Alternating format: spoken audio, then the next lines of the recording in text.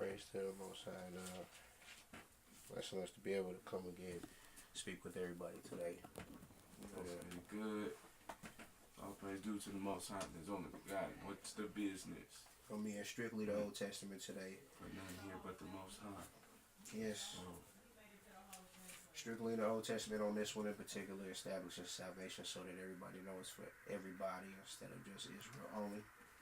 Because we got a lot of people who supposedly believe in the Torah only or believe Christ was not in the Old Testament and can't establish how he was in the Old Testament and how salvation has always belonged to him in the first place.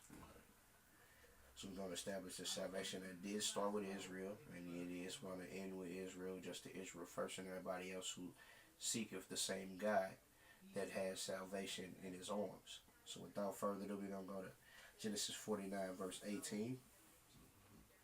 And just to let everybody know, we did look these things up in the concordance and get this established because we're having a lot of battles and seeing a lot of people who really want to down Gentiles as if it's their fault that they chose life. And we know who's the man or who controls life, so let's quit playing games. Genesis 49 verse 18. I have waited for thy salvation, O Lord.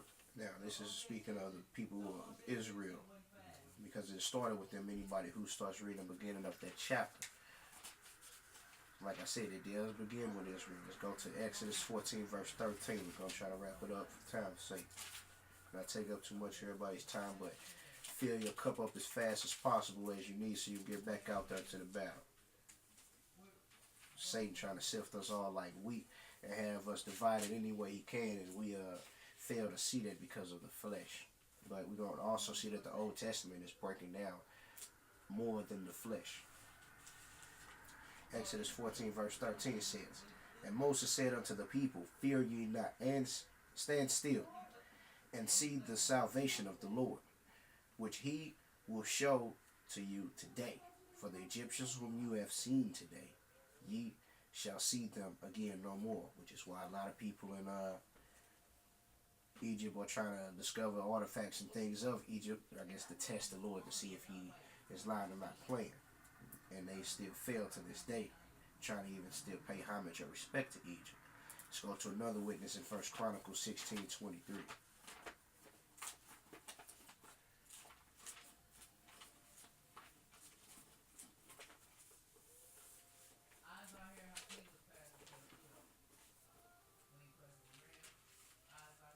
Now, 1 Chronicles 16:23.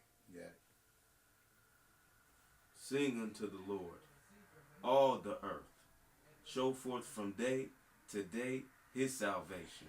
Who's supposed to be singing? All the earth. To who? Unto the Lord. Sing unto the Lord, all the earth. Show forth from day to day his salvation. Now, how can the whole earth do that if they're not taught the way of salvation? Wow. Let's expound on that real quick. Let's sing. The whole earth. We're supposed to be able to get together, make music together, do things together in his name as brethren. Tell me what's wrong with us today saying that it's only for Israel if he's telling us to sing and we know that he loves music. I'm just saying. Let's go to another witness as we keep reading up as a ladder. Like I said, we got everything here from a concordance strictly today to expound on the lesson. So we can have a clear understanding and stop with these vague fights. Let's go to Psalms 24, verse 3 through 5.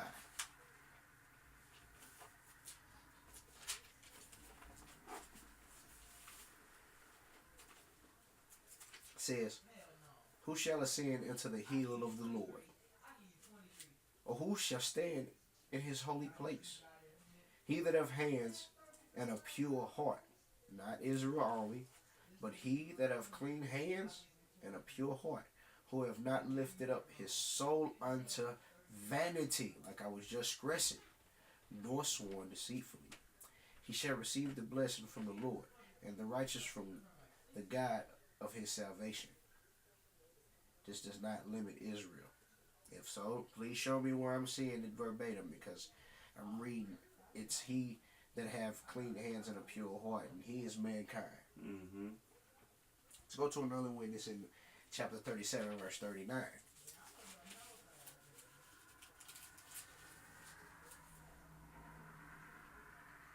But the salvation of the righteous is of the Lord. Oh, He is their strength in the time of trouble. so righteous, whether it's Gentile or Jew or Israel, whatever tribe, even before Israel even came, anybody who choose the righteous, they understand that the salvation belongs to the Lord, and if they are righteous, they shall receive salvation, since that's what the Lord is about.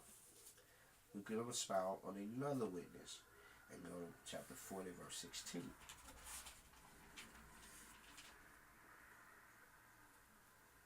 Let all those that seek thee rejoice and be glad in thee. Let such as love thy salvation say continually, the Lord be magnified. Let all those that seek thee rejoice, be glad in thee. Let such as love thy salvation. That's not just saying Israel once again. I'm just saying. He said, say continually. He didn't say stop, just keep doing it. We're supposed to be doing it day to day from the earlier witnesses. The Lord be magnified. And it's worth it. Let's go to another witness. Chapter 50, verses 22 and 23. Now consider this, ye that forget God. Oh, Israel only? Gentile only. Now consider this, ye that forget God. Okay. Lest I tear you in pieces, and there be none to deliver. Whoso offereth praise glorifieth me. And to him that ordereth his conversation aright, will I show the salvation of God. To who that do what? Whoso offereth praise glorifieth me. And to him that ordereth his conversation aright. In check. Every time he speaks, he makes sure what he says is in an orderly fashion. He has respect. He tries to speak with the best tongue possible. Will I show the salvation of God. So he just rambling off at the mouth and just talking. Yeah. Okay. It just speaks for itself. Yeah, it does. Let's go to another witness. 78. This kind of a stab at Israel, so that we humble ourselves and expound even more that it's not for Israel only. 78 verses 21 on down. Therefore the Lord heard this and was wroth. So a fire was kindled against Jacob, and anger also came up against Israel, because they believed not in God and trusted not in his salvation. That's not talking about the Gentiles right now, is it? Now, should they receive salvation? Especially if they don't trust in him. I'm just saying. And what are the Gentiles supposed to receive if they do trust in the salvation? Right. This is Old Testament coming right out of the mouth of David, who you guys give props to. I'm just saying. Let's read on down. See what we did. Though he had commanded the clouds from above, and opened the doors of heaven, and had rained down manna upon them to eat, and had given them of the corn of heaven. Man did eat angels' food. He sent the meat to the full. He caused an east wind to blow in the heaven, and by his power he brought in the south wind. He rained flesh also upon them as dust, and feathered fowls like as the sand of the sea. And he let it fall in the midst of their camp, round about their habitations. So they did eat, and were well filled, for he gave them their own desire. They were not estranged from their lust, but while their meat was yet in their mouths, the wrath of God came upon them, and slew the fattest of them, and smote down the chosen men of Israel. Not the Gentiles, huh? For all this they sinned still, and believed not for his wondrous works. So it had to get a little worse, huh? Okay. Therefore their days did he consume in vanity, and in their years in trouble. When he slew them, then they saw him, and they returned and inquired early after God. Oh, so now they had to get to a breaking point